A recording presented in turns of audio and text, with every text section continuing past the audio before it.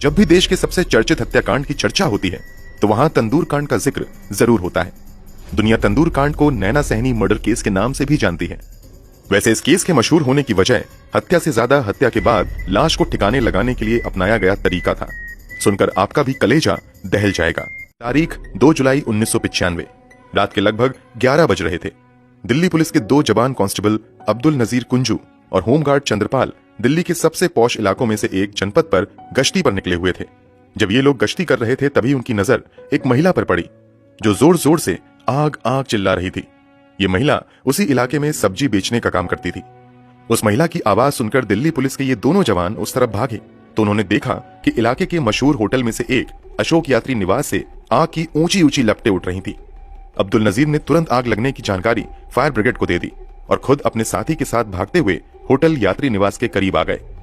करीब आकर पता चला कि ये आग की लपटें होटल यात्री निवास के अंदर मौजूद बगिया बारबेक्यू रेस्टोरेंट से आ रही हैं। जैसे ही ये पुलिस वाले रेस्टोरेंट के करीब पहुंचे उन्होंने देखा कि गेट पर ही होटल का मैनेजर केशव कुमार मौजूद है। आग के बारे में पूछे जाने पर केशव ने बताया कि रेस्टोरेंट में बहुत सारे पुराने पोस्टर बैनर पड़े हुए थे, उन्हें ही चलाया जा रहा है। पुलिस वाले इस जवाब से संतुष्ट नहीं होते हैं और वो अंदर जाने की कोशिश करते हैं, मगर केशव कुमार उन्हें किसी तरह बाहर ही रोक देता है। अब पुलिस वालों को अंदाजा होने लगता है कि जरूर दाल में कुछ काला है, इसीलिए दोनों पुलिस वाले वहां से तो हट जाते हैं, मगर कांस्टेबल अब रेस्टोरेंट के पीछे की तरफ चला जाता है और वहां से एक दीवार फांद कर अंदर चला आता है। अंदर आने के बाद वो देखते हैं कि रेस्टोरेंट के किचन वाले इलाके में मौजूद तंदूर में 2 लोग मिलकर कुछ जला रहे थे। जब आग के बारे में गेट पर केशव कुमार से पूछा गया था तो उसने बताया था कि पुराने पोस्टर बैनर जलाए जा रहे हैं, मगर जब कांस्टेबल अंदर आकर पूछता है तो दोनों बताते हैं कि दरअसल हम बकरा भून रहे हैं। कांस्टेबल को इस बात पर भी भरोसा नहीं होता है और वो तंदूर के आसपास चीजों को गौर से देखने लगते हैं। तभी उनकी नजर एक इंसानी हाथ पर पड़ती है। कांस्टेबल समझ जाता है कि ये लोग किसी इंसान को जला रहे हैं। वो वहां से हाथ देखने के बावजूद अनजान बनकर निकल जाते हैं। अंदर से निकलकर कांस्टेबल पुलिस टीम को तुरंत मौके पर आने के लिए कहती है। थोड़ी देर में पुलिस की टीम भी पहुंच जाती है और अचानक धावा बोलकर अंदर मौजूद शख्स को पकड़ने की कोशिश करती है। उस समय तंदूर के पास 2 लोग मौजूद थे, जिसमें से एक शख्स किसी तरह पुलिस की पकड़ से भागने में कामयाब हो जाता है, मगर पुलिस केशव कुमार नाम के शख्स को पकड़ लेती है। जल्दी से जल रही तंदूर की आग को भी बुझाया जाता है तो वहां का नजारा देखकर सभी के पैरों तले जमीन खिसक जाती है। तंदूर के ऊपर एक इंसान की लाश रखी हुई थी जो काफी हद तक जल चुकी थी। उसका चेहरा पहचानना नामुमकिन हो चुका था। हालांकि अभी उसका जबड़ा नहीं जला था, इससे अंदाजा हो रहा था कि ये लाश किसी महिला की है। अब पुलिस वाले तत्काल गिरफ्तार किए गए केशव कुमार से पूछताछ करना शुरू कर देती है तो एक हिला देने वाला खुलासा होता है। केशव कुमार बताता है कि वो बगिया रेस्टोरेंट का मैनेजर है, जबकि तंदूर पर जिसकी लाश पड़ी हुई है वो इस रेस्टोरेंट के मालिक सुशील शर्मा की पत्नी नैना साहनी है। जब पुलिस मौके से फरार हुए दूसरे शख्स के बारे में पूछती है तो केशव बताता है कि फरार हुआ व्यक्ति कोई और नहीं बल्कि खुद सुशील शर्मा था। सुशील शर्मा के बारे में जब छानबीन की जाती है तो पता चलता है कि सुशील शर्मा कोई मामूली आदमी नहीं है बल्कि दिल्ली की राजनीति में उभरता हुआ एक बड़ा चेहरा है। दरअसल सुशील शर्मा कांग्रेस पार्टी से जुड़ा हुआ था और इस घटना के समय वो दिल्ली यूथ कांग्रेस का अध्यक्ष भी था। नैना साहनी भी किसी जमाने में कांग्रेस पार्टी से जुड़ी हुई थी। अब पुलिस सुशील शर्मा की तलाश में लग जाती है। इधर ये खबर मीडिया के जरिए आग की तरह पहले दिल्ली और फिर पूरे देश में फैल जाती है कि एक महिला की हत्या की गई है, फिर उसके शव को टुकड़ों में काटकर तंदूर में जलाया गया है। हर कोई गुस्से में था और जल्द से जल्द इस केस के मुख्य आरोपी सुशील शर्मा को सलाखों के पीछे देखना चाहता था। पुलिस भी हर हाल में सुशील को गिरफ्तार करना चाहती थी, मगर सुशील था कि पुलिस की पकड़ में आ ही नहीं रहा था। सुशील को फरार हुए 1 हफ्ते से ज्यादा हो गया था। पुलिस अब तक उसे ढूंढ नहीं पाई थी। इसी बीच कुछ मीडिया संस्थानों से उड़ती उड़ती खबरें चलने लगी कि पुलिस अब सुशील शर्मा का एनकाउंटर करने का मन बना रही है। इसी के बाद अचानक से 10 जुलाई 1995 को दिल्ली पुलिस सुशील शर्मा को बेंगलुरु से गिरफ्तार कर लेती है। कुछ लोग दावा करते हैं कि एनकाउंटर की तैयारी की अफवाह के बाद सुशील ने खुद ही सरेंडर कर दिया था। सुशील की गिरफ्तारी के बाद पूछताछ का सिलसिला शुरू होता है। पूछताछ में कई हैरान कर देने वाले खुलासे होते हैं। सुशील शर्मा के बयान के मुताबिक सुशील शर्मा दिल्ली यूनिवर्सिटी से कॉमर्स ग्रेजुएट था, जबकि नैना ने भी दिल्ली यूनिवर्सिटी से ही ग्रेजुएशन की डिग्री हासिल की थी। साथ ही नैना ने कॉमर्शियल पायलट की भी ट्रेनिंग हासिल की थी। एक जमाने में सुशील और नैना साहनी दोनों कांग्रेस पार्टी के लिए काम किया करते थे। इसी दौरान सुशील और नैना की दोस्ती हुई और फिर दोनों काफी करीब आ गए, इतने करीब कि लिव इन में रहना शुरू कर दिया। खुलासे के मुताबिक नैना साहनी रिलेशनशिप में आने के बाद पॉलिटिक्स से काफी हद तक दूर हो गई और बतौर कॉमर्शियल पायलट अपना करियर बनाने की कोशिश में लग गईं। उधर सुशील शर्मा राजनीति में आगे बढ़ते गए। दोनों कुछ समय बाद मंदिर मार्ग के एक अपार्टमेंट में बतौर पति पत्नी साथ रहने लगते हैं। हालांकि कुछ मीडिया रिपोर्ट के मुताबिक इन दोनों ने कभी शादी नहीं की थी, जबकि कुछ दावे किए जाते हैं कि सुशील और नैना ने गुपचुप तरीके से शादी कर ली थी, मगर दुनिया के सामने इसे उजागर नहीं किया था। दावे के मुताबिक नैना हमेशा जिद करती थी कि शादी को पब्लिक के सामने उजागर करो, जबकि सुशील हमेशा इसे छुपाने की कोशिश में लगा रहता था। इस बात को लेकर इन दोनों में लड़ाइयां भी होने लगी थीं और वक्त के साथ ये लड़ाइयां बहुत ज्यादा बढ़ती ही चली जाती हैं। इस लड़ाई का असर ये होता है कि नैना साहनी का मोह अब सुशील से भंग होने लगता है और नैना अपने पुराने क्लासमेट और कांग्रेस के ही पूर्व कार्यकर्ता मतलूब करीम नाम के शख्स के करीब आने लगती हैं। नैना मतलूब की मदद से सुशील के रिश्ते को हमेशा के लिए छोड़कर विदेश जाकर पायलट बनने के अपने सपने को पूरा करने की कोशिश में लग जाती हैं, मगर ये बात सुशील शर्मा को पसंद नहीं आती है। सुशील शक भी करने लगता है कि नैना का अफेयर मतलूब करीम के साथ शुरू हो गया है। इस बात को लेकर भी दोनों में अब लड़ाइयां आम होने लगती हैं।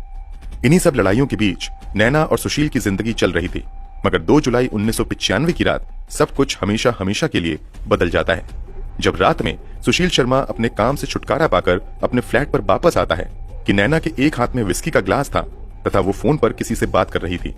सुशील को देखते ही वो विस्की का ग्लास उसकी तरफ बढ़ाती है, मगर सुशील ग्लास लेने से मना कर देता है और पूछता है कि तुम किससे बात कर रही हो। इस पर नैना कहती है कि मैं अपने परिवार में किसी से बात कर रही हूँ। इतना कहने के बाद नैना फोन रखकर दूसरे कमरे में चली जाती है। नैना के कमरे में जाते ही सुशील फोन के पास आता है और तुरंत नंबर रीडायल करता है।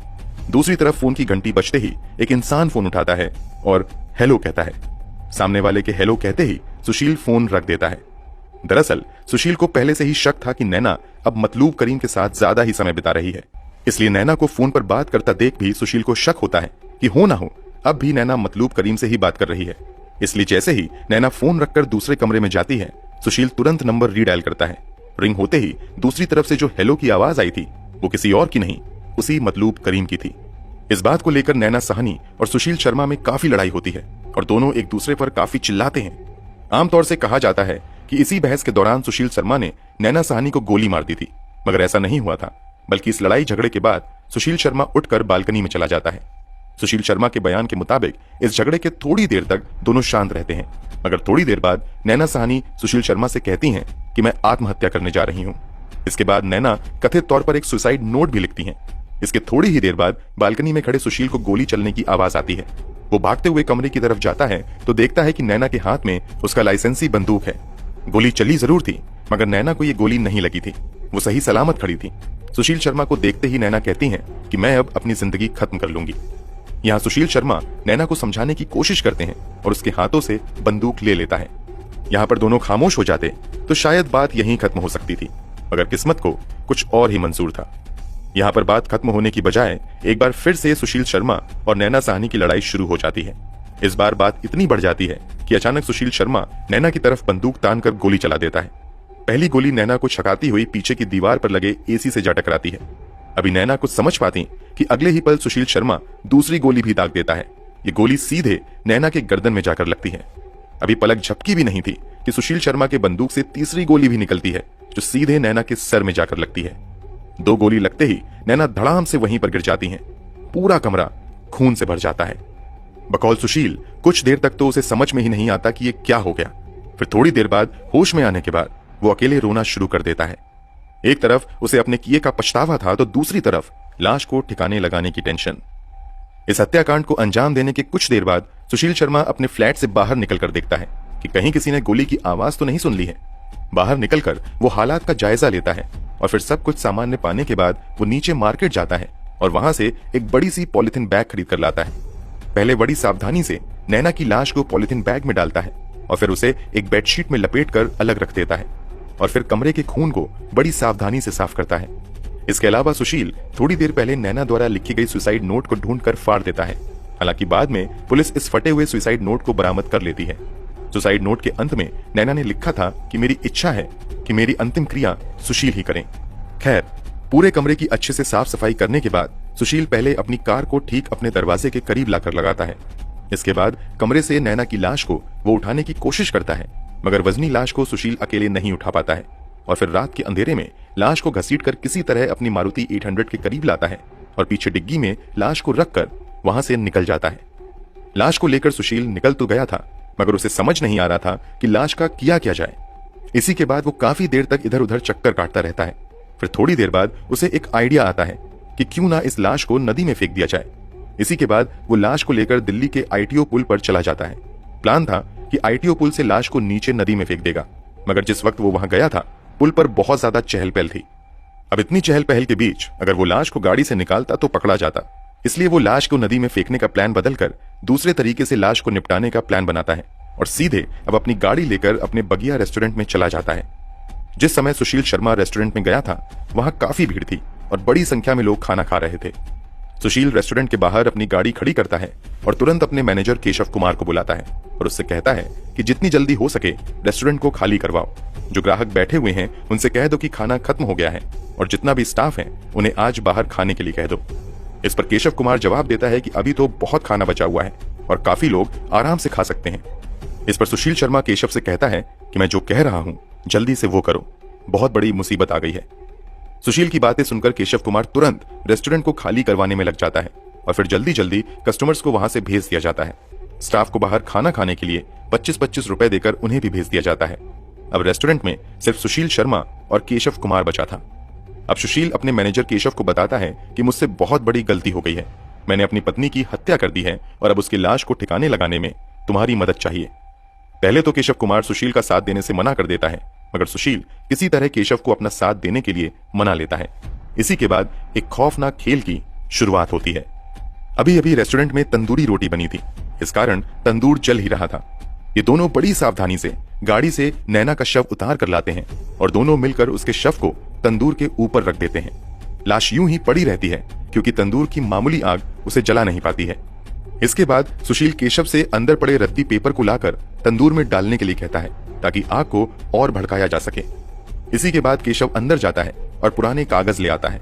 इसकी मदद से आग थोड़ी भड़कती है और शव जलना भी शुरू हो जाता है, मगर ये आग इतनी तेज नहीं थी कि नैना के शव को पूरी तरीके से जला सके। जब एक बार फिर से आग धीमी पड़ जाती है तो अब सुशील किचन में रखा बटर लाने के लिए केशव को भेजता है। अब तंदूर में जैसे ही बटर का पैकेट डाला जाता है तो आग भड़क जाती है। अब एक के बाद एक 4 बटर के पैकेट डाले जाते हैं और लाश बड़ी आसानी से जलने लगती है।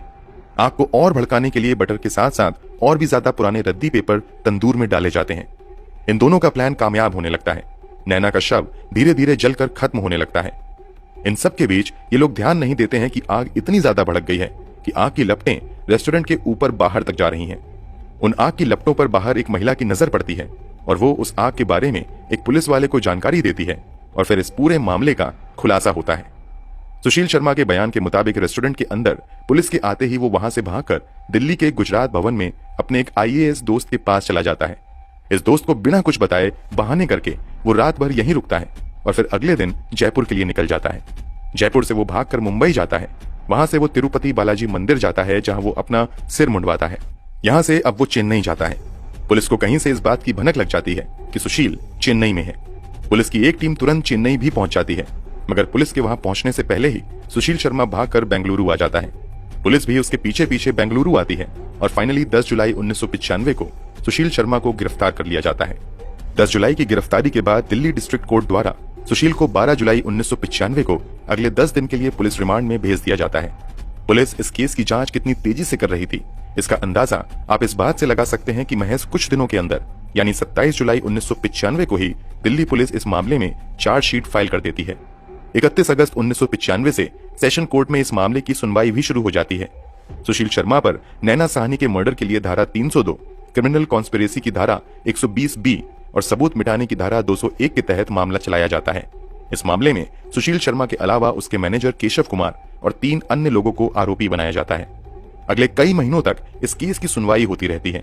2001 में इस केस में एक ऐसा मोड़ भी आता है जब एक के बाद एक कई वकील सुशील शर्मा का केस लड़ने से मना कर देते हैं और कुछ समय तक सुशील बिना किसी वकील के रहता है। इस केस में जल्दी फैसला देने के लिए डे टू डे मामले की हियरिंग शुरू होती है और पूरी सुनवाई के बाद आखिरकार 3 नवंबर 2003 को सुशील कुमार को नैना साहनी की हत्या का दोषी करार दे दिया जाता है। इसके साथ साथ मामले में केशव कुमार को भी दोषी करार दिया जाता है। बाकी 3 लोगों को बरी कर दिया जाता है। 7 नवंबर 2003 को फैसला सुनाते हुए डिस्ट्रिक्ट कोर्ट द्वारा सुशील शर्मा को मौत की सजा सुनाई जाती है, जबकि केशव कुमार को 7 साल के सश्रम कारावास की सजा सुनाई जाती है। निचली अदालत द्वारा दिए गए फैसले के बाद दिसंबर 2003 में सुशील शर्मा दिल्ली हाईकोर्ट में अपील करता है।